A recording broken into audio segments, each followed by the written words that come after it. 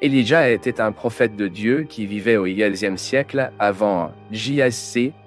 La Bible ne révèle rien sur la vie personnelle et familiale du prophète Élie. Ce que l'on sait, c'est qu'il était un Tisbita qui vivait dans le pays de Gilead, à l'est de la rivière Jordanie. Le nom Élie signifie que Jéhovah est Dieu. Le ministère du prophète Elijah est enregistré dans les livres des premiers et deuxièmes rois. Son ministère commence sans trop d'introduction et se termine par la description de son ascension au ciel. Elijah a prophétisé dans une période très difficile de l'histoire du peuple d'Israël du point de vue religieux. À l'époque d'Élie, le royaume du Nord avait atteint sa meilleure position économique depuis que la séparation du royaume s'était produite après la mort de Salomon. Le roi Omri a cherché à établir de bonnes relations avec les pays voisins. Il a épousé son fils se retrouvant avec Jézébel, fille d'Étibal, roi des Sidoniques. Ce couple a présenté le culte au dieu Baal pour s'arrêter, et le Sidon. Ahab était même responsable de la construction d'un temple à Baal en Samarie. Dans ce contexte turbulent de l'idolâtrie et du paganisme, Élias a été appelé à servir de porte-parole de Dieu. Il a reçu la responsabilité de rappeler aux Israélites qu'ils étaient un peuple du Seigneur. C'est dans le chapitre 17 du premier livre des rois que nous trouvons le dossier des premières activités du ministère du prophète Elijah. À l'époque, Élias a annoncé qu'il y aurait une grande sécheresse. Ici, il est important de se rappeler que Baal était le dieu de la vie et de la fertilité. Par conséquent, une telle sécheresse a représenté une attaque directe sur la capacité supposée de cette idole à contrôler les conditions de temps. Après cette prophétie, Elijah a reçu des recommandations divines pour se retirer à l'est et se cacher par le Kérit Ribéro. À cet endroit, Elijah a été soutenu miraculeusement. L'eau est venue du Ribéro lui-même, et le pain et la viande ont été apportés par des corbeaux. Après le Ribéro sec, en raison de la sécheresse sévère, Élias a été invité à se rendre à Serepta, qui est de Sidon. Là, il serait soutenu par un veuve. Au début, on pense que la veuve qui soutiendrait le prophète serait une femme de possession. Cependant, la séquence du texte biblique nous révèle la situation précaire dans laquelle cette femme vivait. D'une manière miraculeuse et providentielle, Dieu a multiplié la farine et l'huile d'olive de la veuve jusqu'à ce que la pluie tombe sur la terre.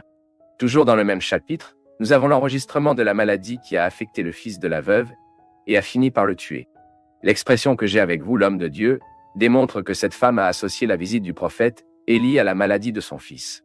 Elle pensait que la présence du prophète en tant qu'homme de Dieu avait trahi l'attention divine à son péché. Cet événement servirait de grande preuve de l'identité d'Élie en tant que prophète du Seigneur. Elijah a prié Dieu, et le fils de la veuve a de nouveau été rétabli à la vie. Pendant la période de sécheresse, prophétisée par Élie, la faim a puni la Samarie. Au cours de cette période, Jézébel avait les prophètes, monsieur. Cependant, il y avait un homme nommé Obadias, l'officier d'Ahab, qui a réussi à cacher certains prophètes. Obadiah était également responsable de la négociation de la réunion entre Elijah et Ahab. Ahab a été blâmé Elijah de la misère en Israël, mais le prophète a clairement indiqué que lui et sa famille étaient les vrais coupables. Ils avaient un péché contre le Seigneur, surtout à cause de l'idolâtrie. Ensuite, le prophète a appelé tout Israël à apparaître sur le mont Carmel. À cet endroit, il affronterait les prophètes de Baal soutenus par Jézébel. Sur la colline, 2 sacrifices seraient présentés, l'un par les prophètes païens et l'autre pour le prophète du Seigneur. Personne ne pouvait brûler les sacrifices, car le feu devrait surnaturellement. Le vrai Dieu serait celui qui a brûlé le sacrifice. Les prophètes de Baal ont fait tout ce qu'ils pouvaient, mais rien ne s'est passé. Elijah a ensuite fixé l'autel du Seigneur brisé et leur a demandé de renverser de l'eau sur l'Holocauste. Le prophète Élie a pleuré au Seigneur, et Dieu a répondu par un incendie qui a consommé l'Holocauste. Ensuite, tout le peuple d'Israël a reconnu que Jéhovah est Dieu. Ce jour-là, les prophètes de Baal ont été tués, et une grande pluie est tombée sur Israël. La période de sécheresse avait pris fin comme Elijah l'avait annoncé. Dans cet épisode, nous trouvons également une autre démonstration de la puissance de Dieu dans la vie du prophète Élie. Il a pu courir devant la voiture Ahab jusqu'à Jezreel. Cela représentait une distance de 30 à 35 km de l'endroit où il se trouvait. Après cela, Elijah a été menacé par Jézébel. Il a donc dû fuir vers le sud. Ce fut un moment de découragement profond dans la vie du prophète. Il a même souhaité la mort. Cependant, il était digne de pain et d'eau, et a demandé de suivre le Reb, le mont de Dieu. La promenade a duré 40 jours et 40 nuits, et le prophète n'a été soutenu que par le repas qu'il avait mangé. Le mont Horeb était l'endroit où le Dieu de l'Alliance de Moïse fait connaître. Cela indique que le retour d'un prophète fidèle à Dieu à cet endroit était très important. Sur le mont Horeb, Dieu a donné une nouvelle vision et de nouvelles instructions au prophète Élie, parmi qui était le choix d'Élisée en tant que successeur. Dans le chapitre 21 du premier livre des rois, nous trouvons une autre grande confrontation entre le prophète Élie et la famille royale d'Israël. Jézabel avait prévu l'exécution de Naboth, qui ne voulait pas abandonner la transpiration en faveur d'Ahab. En outre, ils avaient ignoré le droit d'obtenir un héritage qui était garanti dans la nation d'Israël. Ensuite, le prophète Élie a annoncé le jugement divin sur Ahab et Jézabel, donnant des détails sur sa mort et avertissant que sa maison serait détruite. Comme Ahab l'a regretté, le Seigneur a reporté pour une génération la destruction de sa dynastie. Mais Ahab et Jézabel ont eu des morts déshonorantes comme prophétie. Élijah a également prophétisé contre les Akazis. Les Akazis sont montés sur le trône d'Israël succédant à son père. Son père, à une occasion, a subi un accident qui le rendait paralysé. Il a rapidement essayé de demander l'aide du dieu païen, ironiquement appelé Baal-Zéboud, ce qui signifie le seigneur des mouches. C'était un jeu de mots qui a ridiculisé le nom de Baal-Zéboul, qui signifie seigneur ou prince. Akazia voulait savoir s'il pouvait se remettre de son problème, mais Élijah a intercepté les messagers des Akazia et leur a ordonné de retourner au roi avertissant qu'il avait ignoré le Dieu d'Israël et qu'il mourrait certainement. Dégoûtés, les Akazis ont donné des ordres au prophète Élie à arrêter. Il a envoyé un capitaine avec 50 soldats pour rencontrer Élie, qui était au sommet de la montagne. Cependant, ils ont tous fini par consommer par le feu qui descendait du ciel. Akazias a envoyé un autre capitaine avec 50 autres soldats et a également été consommé avec un incendie. Insistamment, Akazias a envoyé un autre capitaine avec ses soldats. Ce dernier capitaine est allé à la rencontre d'Élie et a plaidé pour sa vie et pour la vie de ses soldats. Le prophète Élie, puis l'a accompagné, est allé en présence du roi pour transmettre personnellement son message. Tout comme Élijah l'avait prédit, les Akazias ne se sont pas rétablis et sont morts.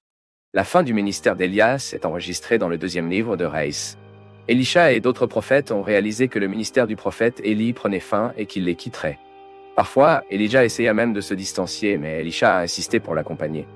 Il est important de se rappeler qu'Élisha avait déjà été dédié à succéder au prophète Élie. Élias et Élisha sont allés à plusieurs endroits ensemble. Après un miracle joué en Jordanie, qui avait divisé ses eaux, Élisha a demandé une double partie de l'esprit de son maître. Ce fut une référence au droit d'exquis pratiqué dans les familles israéliennes. En Israël, le fils du premier-né a reçu la double partie de l'héritage de la famille. De plus, il avait le droit de succéder au patriarche de la maison. En d'autres termes, Élisha souhaitait devenir le héritier spirituel principal d'Élie. Il ne voulait pas être exactement 2 fois plus puissant que le prophète Élie, comme beaucoup de gens l'imaginent. Mais vraiment la demande d'Élisha était très audacieuse. Élijah lui a répondu qu'il ne lui était pas adapté, mais à Dieu, pour décider si la demande d'Élisée serait répondue ou non. La séquence du texte biblique nous informe que l'octroi de cette demande d'Élisée était garanti. Élisha a vu Élijah monter au ciel dans un tourbillon escorté dans une voiture de pompiers avec des chevaux de feu.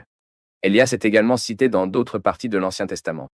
Dans le 2e livre des Chroniques, par exemple, nous avons une nouvelle qu'Élijah a envoyé une lettre au roi de Juda, Guillaume. Il convient de rappeler que le ministère d'Élie s'est concentré principalement sur le royaume du Nord. Guillaume avait succédé à son père, le roi Jéhoshaphat, sur le trône du royaume du Sud. Distanciation, ce qui avait été fait par Wing et Jéhoshaphat.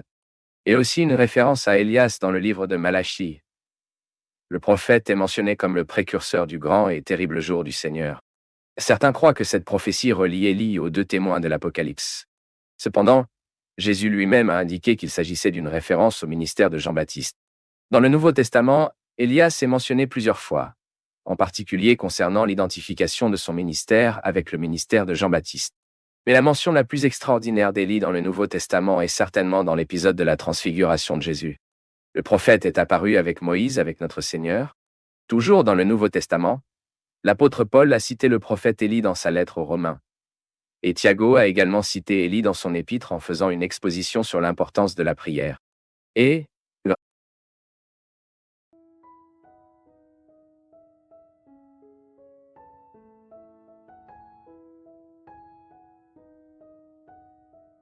c'est un grand plaisir pour nous tous du Path of Faith d'être avec vous en ce moment. Veuillez partager vos impressions sur le sujet d'aujourd'hui dans les commentaires, soutenez-nous en aimant la vidéo et aidez à la diffuser en l'envoyant à vos amis. Abonnez-vous à la chaîne pour rester toujours connecté et recevoir nos nouvelles vidéos.